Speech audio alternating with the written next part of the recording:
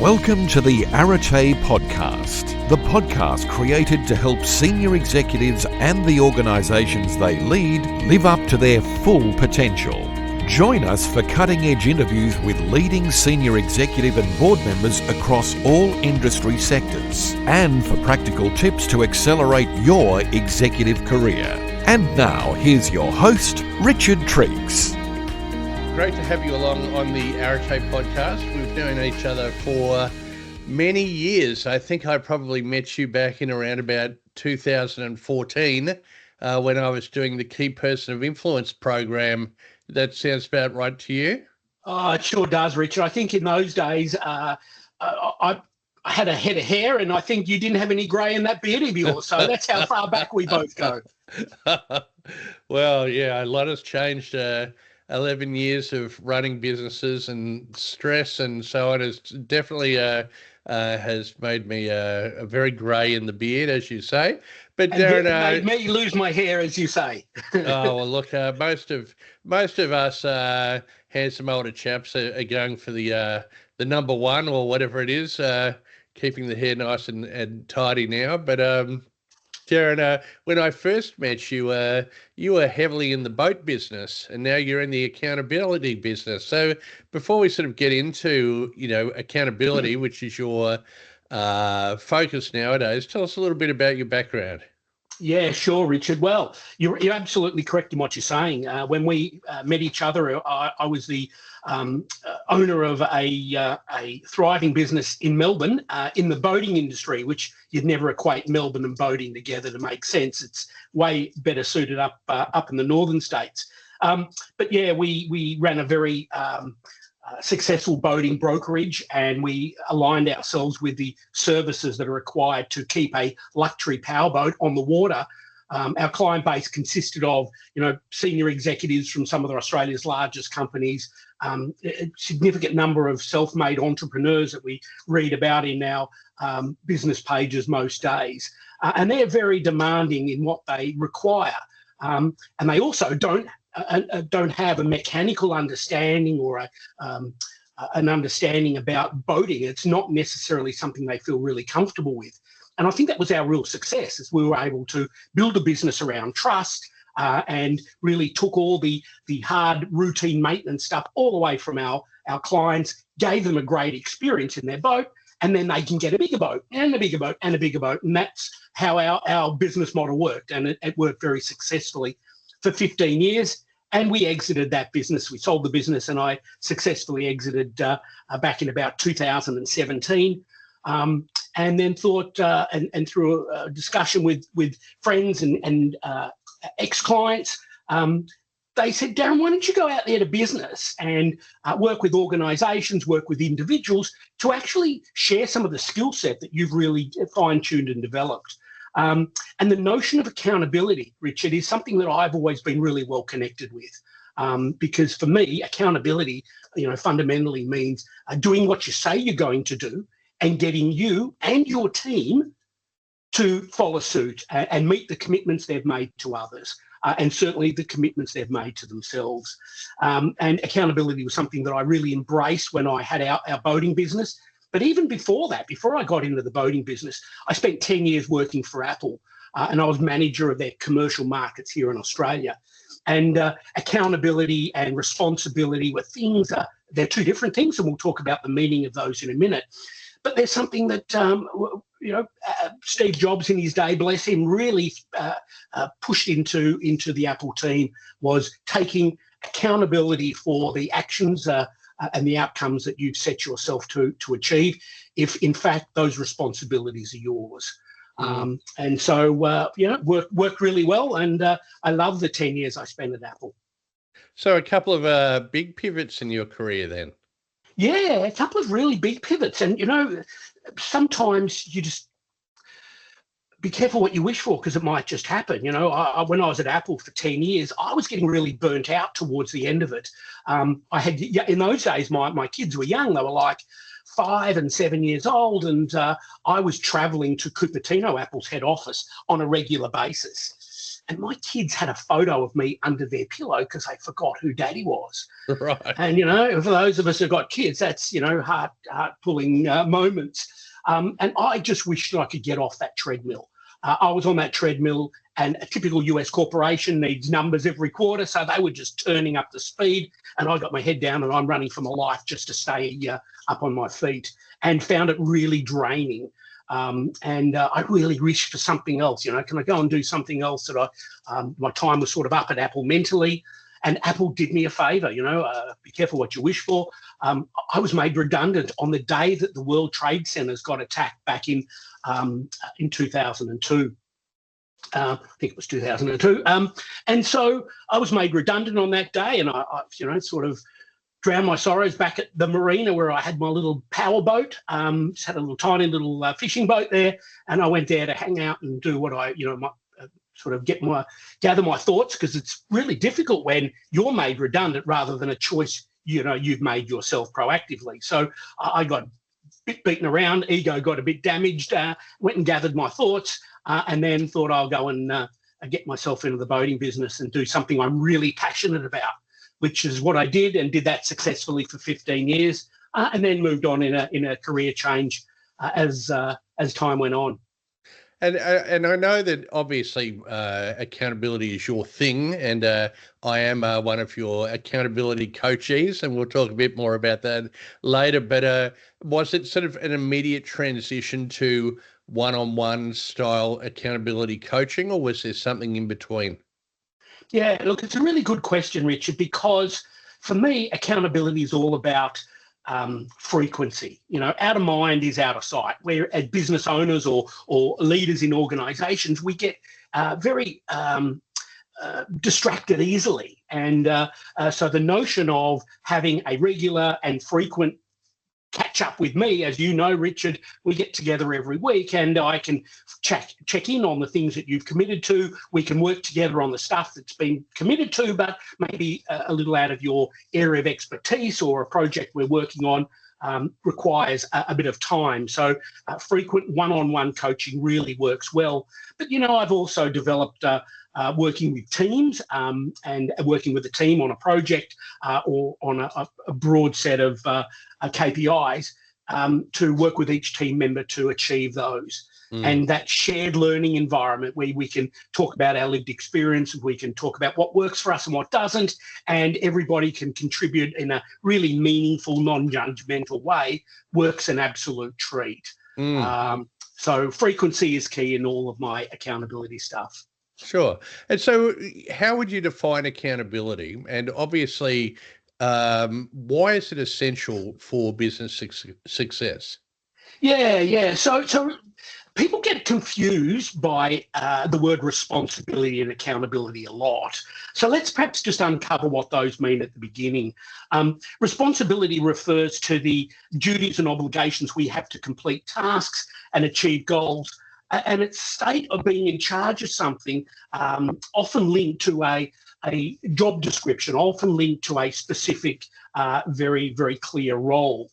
Accountability, on the other hand, refers to the willingness for us to take responsibility for our actions to achieve an outcome. It's the act of really answering to our actions for both ourselves and to others. So think of this. Responsibility is about the task the task we are given to do. Accountability is about taking ownership for the results associated to that task. So they are two very different things. I also I talk a lot to candidates when they're in job search mode about the difference between responsibility, and I talk about from an achievement point of view. Somebody says, one of my achievements was I led a team of 20 people. Well, yes. That was your responsibility. Correct. I mean, the fact that you led a team of 20 people, what did you achieve? Correct. And I suppose it's looking at it from the same coin from two different sides. Absolutely. In order to attain the achievement, you have to be accountable for the steps that are taken in order to get there. Yeah. Absolutely. And it starts, Richard, by being assigned a task, right? So we're given a task to do, whether it's part of our KPIs or it's a task to in a project to take responsibility for. And we put up a hand and we say, I've got that covered. I'm going to do that. And there's a deadline, there's a due date, there is a sense of urgency perhaps behind it. But, we really identify the single task and know when that needs to be done. Being accountable is about taking ownership for that task and coming back with those results. So your candidate, he takes on the role to do a particular task, but where he's accountable is for generating X number of, physical things that have been achieved as the outcome that was sought for that particular task. That's right. And it's about really specifically being clear on that, because people get it mixed up all the time. They don't know the difference between responsibility and accountability. And see, the thing is, we can only be accountable to people. We can't be accountable to the computer system. We can't be accountable to something else. It's one-on-one, looking at somebody directly in the eye and saying, yes, I got that covered. I'll do that for you, Richard. That task will be done by Thursday or next month or by the end of the quarter, whatever the timeline is. And these are the results we're looking to achieve. Mm-hmm. And the old saying goes, the fish rots from the head down. And often it's about how the leaders of businesses, can model their own accountability in order to engender that same commitment of accountability in their team. What are some of the things that business leaders can do to inspire their teams to take accountability? Because it's a regular, feedback to me from business owners and CEOs, how frustrated they become in that, people in their team won't take accountability for things.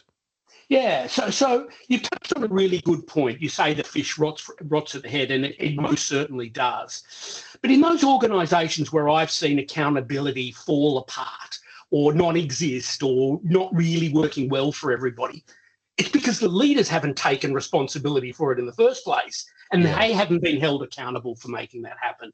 But there's little things that, establish clear expectations of things. Lack of clarity is one of those things that individuals quite often quote as being their biggest problem. I don't really understand what I need to do with this. And the onus is on their leadership to make sure that's clear, and the onus is on them to actually say, hang on a sec, I'm not quite sure about this. Just let me, get some more information so the little boxes get ticked in my head, and off I can go. The second thing that quite often happens is we don't set measurable goals for things. So we're sort of off half-cocked, and we don't really know what success looks like. Yeah. If you can document, success, and you can identify what are the components that are going to make it successful, that means we also know what components of it that if we don't achieve makes it not a success. Mm-hmm. And so really setting measurable goals is really important. And leading by example, the fish rots at the head, as you said, demonstrate accountability across your own actions that inspire your team, inspire your senior leaders that report into you. You set the ground rules for this, and people are just going to emulate what they see. It's like, like kids in parenthood. We talked about my kids before, but, if I want them to be respectful, they've got to see me being respectful themselves. And so they can understand that. And too many organisations have leaders that don't, live by their own rules that they set. Oh, look, my experience would be that a very small percentage of organisations, even the largest, most successful organisations in Australia, really have a culture of accountability. I talk in my book, and we'll talk about your book a little bit later, or one of your books anyway, but, it's this, if you want to have a high-performing team, you need to have a balance between love and accountability. If there's too much love and not enough accountability, the team gets soft and underperforms. And we're all good friends, and we're all best buddies, and it's okay if I don't reach that level we need to get to, because, he's my mate, we're okay. That's right. It ain't okay. Yeah. And on the other side of the coin, if there's too much accountability and not enough love, people become brittle, and they either become very Machiavellian in terms of only being interested in achieving those things that they are specifically accountable for, and they'll probably leave because the culture is not inclusive from a teamship perspective. So it is quite astounding that when I talk to business leaders about their frustrations with their team, they don't really have any systems or processes in place to monitor accountability. Apart from, a 6-monthly or 12-monthly performance review, which may even be conducted by HR instead of them. So what are some of the systems or processes that you recommend in order to monitor accountability? Yeah. So I guess the first thing is accountability is not, a lot of individuals in organisations look at it, the dreaded A word. It normally means, oh, geez, accountable, I've got to step up and I've got to now report into somebody and they're going to keep an eye on what I'm doing. And the problem is that people don't see the positive side of it. And I'll talk about the really positive stuff that can be achieved a bit later on. But things that organisations can do is really to, set up some weekly protocols, weekly frameworks. So if you're getting together with a group of people, I like to run what I call my group accountability protocols. And that really means that individuals that are all coming together, at a frequency, all enter into the rules of their engagement before they start. What's acceptable to the group of people that are sitting around us, the group of 5 or 7 people? What's acceptable? And let's talk about those right up front so everybody knows and has the expectation set. So when somebody comes up with a question and someone doesn't like it, we don't jump down their throat and treat them like an idiot. We actually are respectful about that. And we share our knowledge that we have with them and make sure it's welcoming and make sure it's an encouraging, safe place to have your conversations. So that works really well for a group team. But in either group accountability or individual accountability, what works well is frequency. What works well is understanding the steps that we need to take to, or needs to be taken to complete, let's say, that specific tasks. And it's nice to be able to deconstruct that task. Work backwards from the due date when something needs to be done by to deliver the end of quarter number. What are the steps that my sales team need to undertake to make sure that happens? We need to make a certain number of cold calls every week. We need to make a certain number of the goal from our cold calls or our initial introductions is to be able to get these people to the next step. The next step isn't selling them product.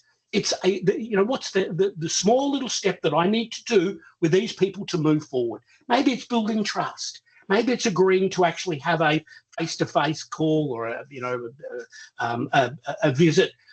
Maybe it's sending some information to give them an understanding of what they're what's coming.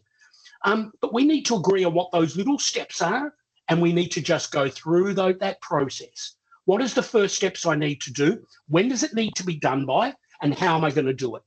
Do I have the skill set to do it if I'm taking on that task? If I don't have the skill set for it, how in the hell am I going to do it? So it's about putting up your hand. It's about having someone who's not going to judge you, not going to treat you poorly, who's going to say, what are those things that you're struggling with this? Let's work together to get you over that hurdle. And really, that is the responsibility of leadership, isn't it? To make sure that their direct reports who are being tasked with achieving certain outcomes have got the support and the training and mentoring and so on required to do it. At the end of the day, it's up to the individual to be accountable to do the tasks necessary to achieve the outcomes. But the leader's role is to make sure that, any impediments are removed to enable them to do that. What do you think are some of the challenges that teams face when dealing with being more accountable, and how do you overcome those? Yeah, look, there's a couple of things that really sort of come to mind when it comes to that. One is understanding that clarifying people's roles and responsibilities. People often don't take on a responsibility because they don't feel like it's their job to do it. And therefore, if they don't feel like it's their job, they don't want to participate in that exercise. But clarifying their roles and their responsibilities, let them know and explain to them how, by achieving what the outcome is that's desired, how that fits into the bigger corporate picture. How does that fit into the bigger divisional responsibilities? How are these actions directly going to relate to us as a team moving forward? And if they connected with that, they actually get that what they're doing is part of the steps required for the division to be successful this quarter, as an example, then they're going to feel more strongly about wanting to achieve it. And you can have someone come and sit with them and help them through that, then that's going to give them more encouragement to achieve that. The other thing we want to try and do, Richard, is to set up a no blame culture. You know, what we want to do here is build trust. We don't want to start the finger pointing. We don't want to start the blame game, because at the end of the day, we're all in this together and we need total transparency. We need to really feel comfortable with each other so we can focus on the solutions rather than and the positivity rather than the negative stuff. We need to provide them with some training and mentorship. We need to give them the tools so they can be successful. What are those tools required? Well, we need to be able to train them adequately. We need to give them access to somebody who's perhaps been there and done that, who can walk with them through that area where there's uncertainty. And we want to be able to give them some facts and data as to how what they're doing is going to make a difference and help them along. And regular reviews is what's key. Not having a performance review every 6 months or 12 months. It's about getting together with them with a level of frequency.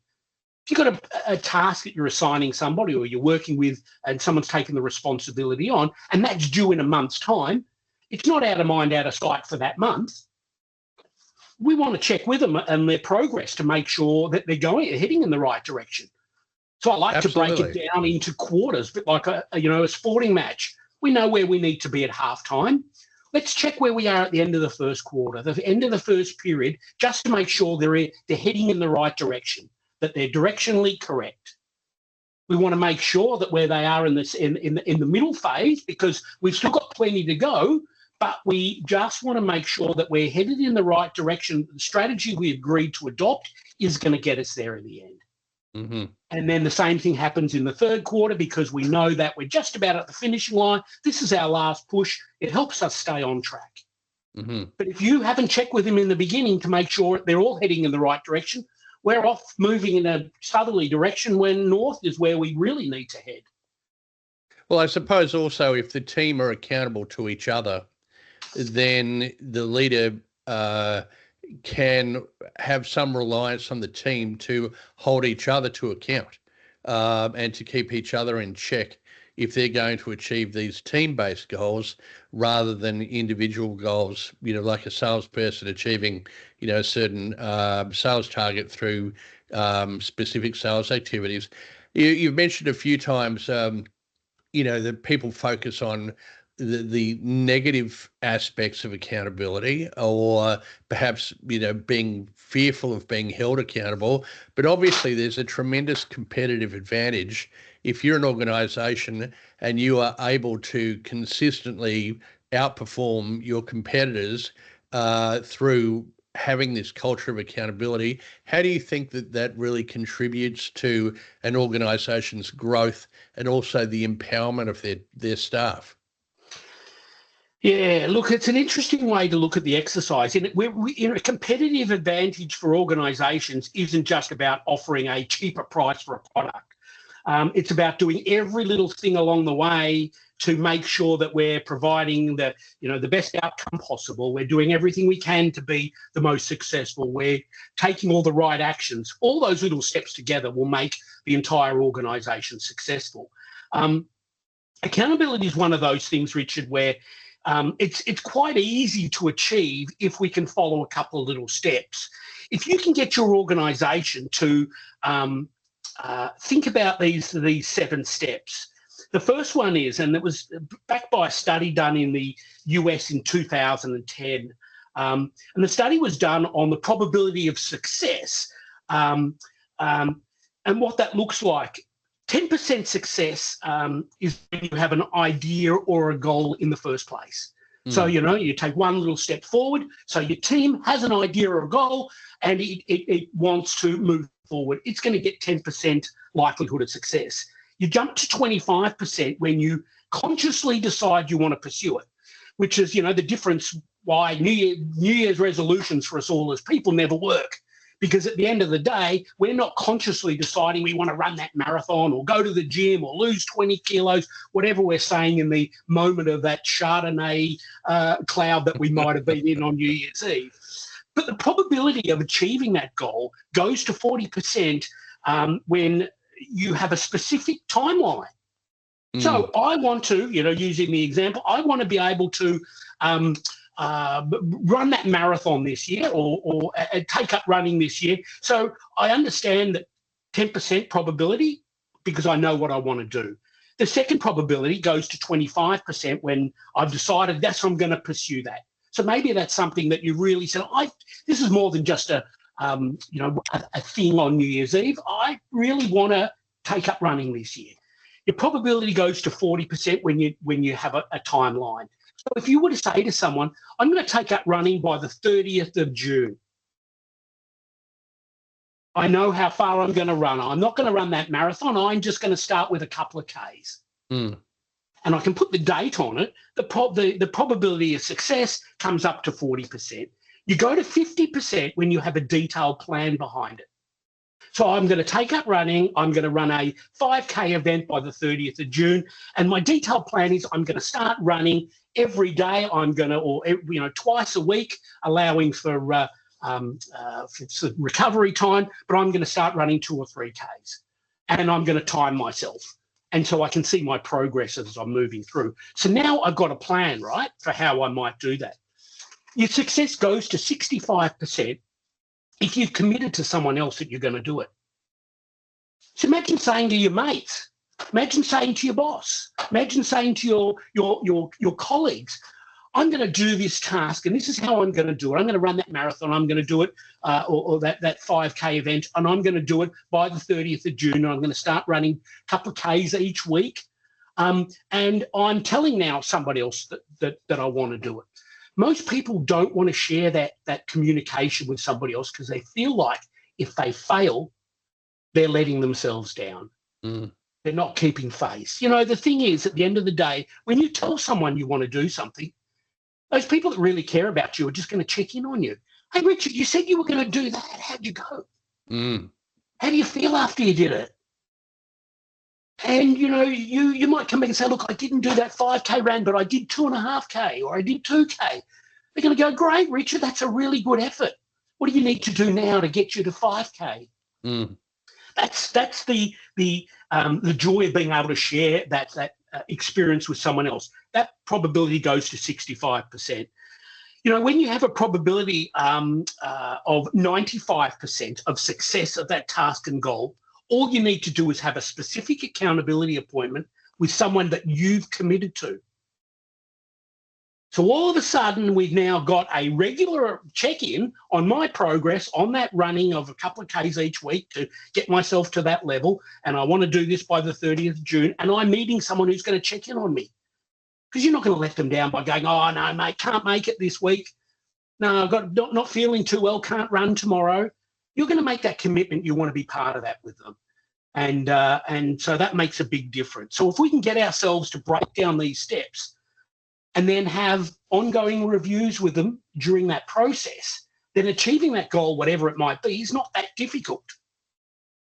Yes. No, I definitely agree. And I think from a leadership point of view, often having that external third party who can support the person who's holding the accountability by being a sounding board and by being somebody who can reflect back with a non-biased or they're invested in the success. Like, for example, working with you, I know that you're invested in my success, but at the same time, you're not my boss, so I feel, even though I don't really have a boss being a business owner myself, it is it's a different kind of conversation.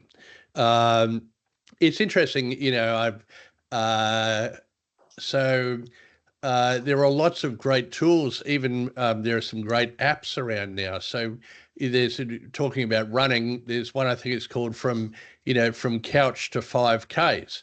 And if you follow that program, which I did a few years ago, it basically it tells you what to do each day.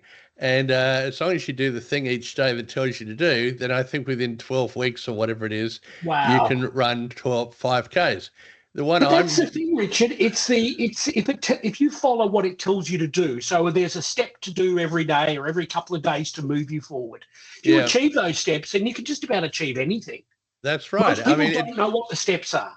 Yeah, I because of the work I do and because I naturally just love to have a drink, I've decided to have a period of abstinence, and I've joined an app. It's called I Am Sober, and it's a bizarre thing. I haven't had a drink now for 15 days, and there's a community of people who are on this app, and even though I don't know any of these people at all, in fact, they don't even use their real names. They could be in Brisbane, or they could be in, Ohio or Tokyo or wherever. Yeah. I kind of feel accountable to them. It's a bizarre thing, but when I think, well, I wouldn't mind having a drink after work. Oh, but I'm part of that group, and if I have a drink, then I have to admit it and go back to day one again, and so it's such a tangible thing, and it is. So you've made a commitment to using the app as the medium, but to people. There's real people there that you committed to. And the app's just to facilitate it and marry those two up. Yeah. And what would happen? How do you feel if you didn't meet one of your commitments with them? I think I would feel very disappointed in myself. And there's plenty of people. I don't want to make this all about it, although it is a great app. It's called I Am Sober. I highly recommend it for people who, like me, probably need to have a little rest from the grog for a while. But every day there are people who have had a drink because they've been at a party or a work event or whatever, and suddenly they have to go back to day one again and say, there's no way I'm going back to day one. I'm at 15 days and I have a goal of what I want to achieve in terms of how much time I want to have off. And as you say, also by letting my friends know, people are very, very supportive of that. Yes, there's lots of great tools around, and I know one of these tools is reading books, and of course you've just written a new book called No, Building a Life of Choice Without Obligation. Got a bit tongue-tied there. But, I think that is a big thing, knowing when to say no. Tell us a bit more about that book and how people can grab a hold of that. Yeah, thanks, Richard, for that. So No came about because in my coaching individuals and coaching leadership teams and management teams, the one thing that always comes up is that people take on tasks that they do to please others. And by taking on that task to please others, they're actually not pleasing themselves. And quite often, and they don't know how to say no to taking on, whether it's a task in business or it's a request to, help out your family member or do something and, go out with a particular group of people that your partner wants to go out with and you don't want to go out with them. And we've all got people like that in our world. But people don't know how to say no properly. And no isn't a rejection. It's a redirection to what truly matters. So if we can actually stay and understand that what it is we want to achieve and make sure we're taking those positive steps towards that, anything that comes in and distracts us is something that's going to slow our progress down, some cases destroy our progress if it's significant enough, but we're not going to actually achieve what we set out to do. So it's about a book about how you might tell people, no, you don't want to take on a task. And you can say no with respect and with empathy, and it's okay to say no under those circumstances. Yeah. But if you invited me to your podcast and I went, no, I'm not doing that, versus, hey, Richard, sorry, I'd love to do your podcast, but it conflicts with something else I've got on. That's a way better way of saying no than it is to say, jump back and do it quite aggressively. And a lot of people don't know how to say no. But one thing's for certain, it's the smallest word that we know, and it has such power if it's used correctly. And we want to remove things that are causing us a distraction, because the goal that we set, the plan that we want to implement, is really key. And all those things need to be sort of wrapped up in a time frame. Yeah, and going back to the employee with an accountability plan with their boss, what often happens is the boss will move the goalposts, or will suddenly have a shiny new toy that they want to take advantage of, and it gives the employee a very strong position to be able to say to their boss, look, these are the things that you're measuring me on, my weekly accountability tasks. If I take on that other project, are you okay with the fact that it will mean that we need to change some of these goals? And it makes for a much more adult conversation, whereas what is often the case is that employees feel obliged to say yes. Because the boss is making this new demand of them. So once again, there's a very strong leadership element in this. Both parties need to be constantly monitoring and adjusting what they're doing, so that if the employee says to the boss no, or the husband says to the wife no, there's it's more than just a reaction. It's a considered perspective and conversation. Yep. One of the things that that seems to be one of the reasons why people aren't held accountable, or can't resonate with that doesn't resonate with them, is because they're feeling typically overwhelmed. Yeah. And the notion of overwhelm is overwhelming for some people. It causes us as human beings to just freeze in our steps, and we don't move forward. We tend to start questioning our own level of competency. I can't do that task. Just so much stuff going on, and they feel frozen by their actions. Quite often what ends up happening is that it destroys their self-belief, and it leads to procrastination. And that sort of, they don't move forward, so they don't do anything. The deal is that if we can take these big tasks that we have and break and prioritize them, break them down into small steps, and just focus on not achieving the whole thing, because that's the end result. That's the outcome of doing all these little steps. And if we can work out what all these little steps are and put some dates next to them, and make sure that those dates we got committed matches up with our availability in our schedule. Because if it doesn't, and we don't have time in our schedule to do those steps, there's no way we're going to get to that task at the end. Yeah.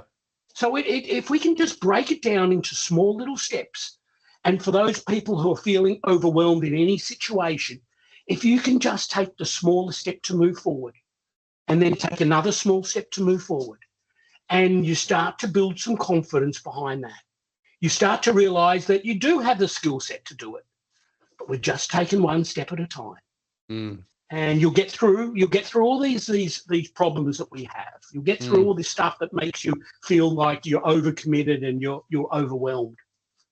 Yeah, I think I would say the majority of people that I speak to, whether they're employers or employees, live constantly in this state of overwhelm. And it's a very easy trap to fall into. I've read your book, and I've even got the T-shirt. So it's a great read, and I'd certainly recommend people, read that. And I suppose just, to sort of close out the conversation, if I just talk about my own experience, I think you and I have been working together now for close to maybe even 2 years. Yeah.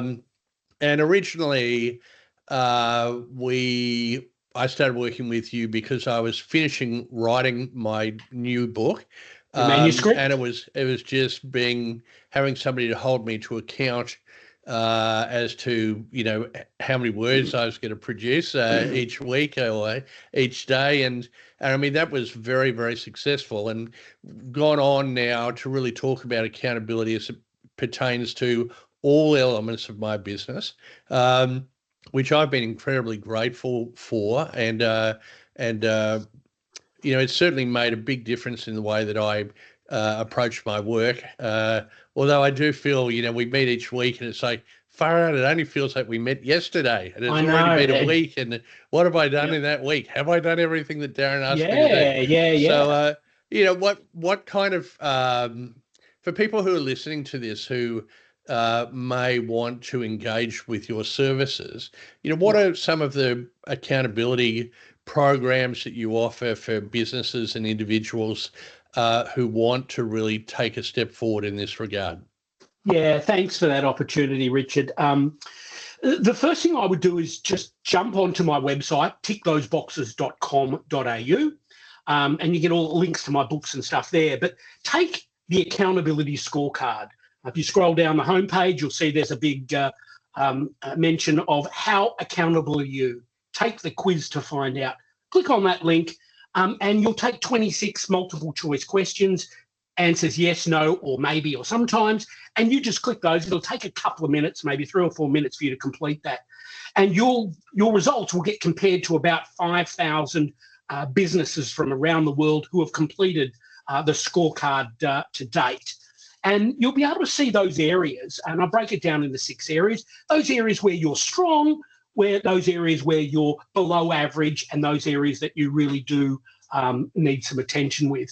And that'll give you a visual understanding of those areas about yourself personally. And then from there, the simplest way to do it is book what I call my accountability assessment. It's free. You and I get on the end of a Zoom call or a Teams call, and I can talk through your scorecard results, and you'll see exactly those areas you need to improve. And we can look at whether it's individual one-on-one coaching like I do with yourself, Richard, but I've also been coaching members of your team. Yep. So I can do individuals, I can do teams. Quite often I do leadership teams as a group together, and I provide a number of CEOs, managing directors, and their team of C-suite individual coaching, because everybody wants to be able to sit in a safe environment where they can talk about the things that are really bothering them, and get counsel, get support, get a plan to move forward. And not everybody wants to share that stuff with everybody, because it can be quite personal and quite uncomfortable. But unless you do something to change, unless you put into place steps that are actually going to make a difference to move that needle, then you'll get tomorrow's results going to be exactly the same as today. Or potentially worse. Exactly. But inaction typically comes when people go, oh, no, it'll be right. It's okay. So they sit back, they do nothing. And then they wonder why those problems don't ever leave them, or those problems just seem to, build a mind of its own, and they expand at a rapid rate. It will catch up with everybody at some point or another.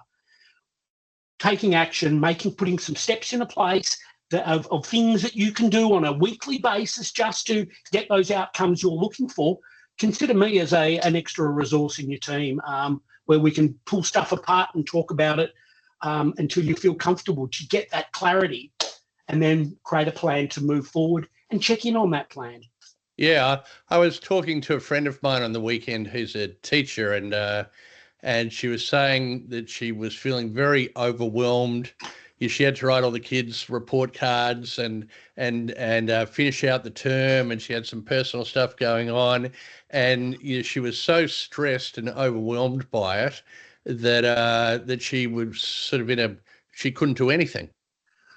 And so I said to her, well, just start. Just, pick the thing that you want to start with and just start. And often it is, once you have those early small wins, then it gives you the confidence that you can take on, bigger tasks, especially if you've got somebody like yourself in supporting and you've got the right frameworks in place and you're saying no to the things that you don't want to do that distract you. And so, look, Darren, it's been great to chat to you today, and certainly I'm a strong advocate, and if anybody's interested in talking to me about my experience working with Darren, I'd be very happy to do so. Just finally, so is boating still a big part of your life from a social point of view? Or I know you've got a sort of a property up in the bush, so how do you find time to do the boating as well? Well, we actually don't do boating anymore. Boating was a big part of my life, and I decided I want to swap, as I often tell the rest of my family, we swapped the dolphins for the kangaroos. So no, boating is something I rarely do, and when I do it, I love it. I got a couple of friends who've got boats, which is a great thing. If you don't have one, find a friend who's got a boat, then they can look after it for you. But no, boating is kind of been there, done that. Had it, absolutely enjoyed that experience. Now it's about doing some different experiences, and being in bushland works for me at the moment. Works for the family at the moment. It might change. We might end up going back to the beach. But right now, things are pretty cool. Oh, that's great. All right, Darren. Well, look, thanks again, and have a fantastic afternoon. Thanks, Richard. Appreciate it. Good luck, everybody. Thank you for listening to the Arate podcast with Richard Triggs. We frequently feature guests from organisations we are currently recruiting to build the company brand as an attraction strategy for candidates. If you would like to promote your organisation's brand as an employer of choice, please contact Richard directly on 0403 588 517 or via email richardt@arateexecutive.com.au.